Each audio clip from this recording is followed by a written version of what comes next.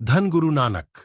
हमारे प्यारे गुरु नानक जी इस धरती पर हम जीवों का कल्याण करने के लिए आए। उन्होंने भारतीय समाज को एक सामाजिक और धार्मिक दृष्टि से सुधारने का कार्य किया। उन्होंने दुनिया में फैले अंधविश्वासों को दूर किया और हमें सही जीवन जीना सिखाया। अंतर्यामी गुरु नानक जी जब 70 वर्ष के हुए तो उन्हें एहसास हो गया था कि अब उन्हें यह शरीर छोड़ के जाने का समय आ गया है। तब उन्हें लगा कि उनके जीवन का समापन होने के बाद उनके संदेश को आगे बढ़ाने के लिए किसी व्यक्ति की आवश्यकता है। वे जानते थे कि एक अच्छे उत्तराधिकारी के माध्यम से उनके संदेश को दुनिया तक पहुंचाया जा सकेगा। एक दिन जब गुरु नानक देव जी अपने खेत पर काम कर रहे थे तो उन्होंने सोचा कि सही व्यक्ति को कैसे खोजा जाए। उस दिन गुरु नानक जी और उनके दोस्तों ने सुबह से शाम तक काफी काम किया था। खेतों में घास का ढेर पड़ा हुआ था, पानी बरस रहा था, घास गीली और गंदी थी। गुरु नानक देव जी ने अपने दोनों बेटों को बुलाया और कहा, क्या तुम इस घास को अपने सिर पर घर ले जा सकते हो? किस लिए? मुझे नहीं लगता कि हमें घर पर इसकी जरूरत है, बड़े बेटे ने कहा। इसके अलावा यह गीला और गंदा है और यह हमारे अच्छे कपड़े खराब कर देगा। और छोटे बेटे ने कहा, आप अपने किसी सिख को आपके लिए ऐसा करने के लिए क्यों नहीं कहते?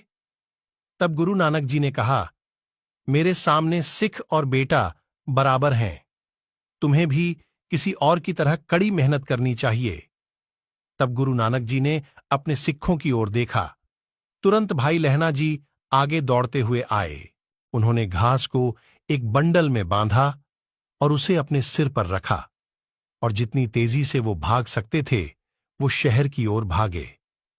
गुरु नानक जी को अब यकीन हो गया था कि उनके बेटे उनका काम आगे नहीं बढ़ाएंगे, क्योंकि उन्हें कड़ी मेहनत करना पसंद नहीं है। एक और दिन गुरु नानक जी और उनके सिख एक सड़क पर चल रहे थे। वह सर्दी की एक ठंडी सुबह थी। वे एक तालाब के पास से गुजर रहे थे, तभी गुरु नानक जी के हाथ से 1 रुपया छूटकर पानी में गिर गया। तालाब गहरा था और पानी ठंडा और गंदा था। गुरु नानक जी को वह रुपया वापस चाहिए था। किसी को भी इसे बाहर निकालना पसंद नहीं आया, यहां तक कि गुरु नानक जी के पुत्रों को भी नहीं। गुरु नानक जी ने एक बार फिर ऊपर देखा, जैसे वह बहुत दुखी हों। ये देख भाई लहना जी तुरंत पानी में कूद पड़े। उन्होंने अपने कपड़े भी नहीं उतारे। वो वह रुपया निकाल के ले आए और वे फिर अपने रास्ते चले गए। भाई लहना जी भीगे हुए थे और उन्हें ठंड लग रही थी, लेकिन उन्होंने एक शब्द भी नहीं कहा और सूखे कपड़ों के बारे में भी नहीं सोचा। कुछ देर बाद गुरु नानक जी ने पूछा, लहना, क्या तुम्हें ठंड नहीं लगती? तब भाई लहना जी ने कहा, नहीं मेरे ईश्वर, सेवा करना मेरा कर्तव्य है, सेवा मुझे करनी चाहिए। मुझे आपके लिए काम करना बहुत अच्छा लगता है। गुरु नानक जी ने एक बार फिर पूछा, तुम्हें क्या लगता है कि मैं तुमसे जो भी करने के लिए कहूंगा तुम वह कब तक करोगे?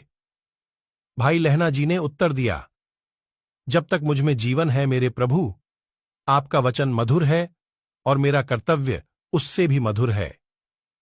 मेरी इच्छा है कि मैं मृत्यु पर्यंत आपकी सेवा करता रहूं।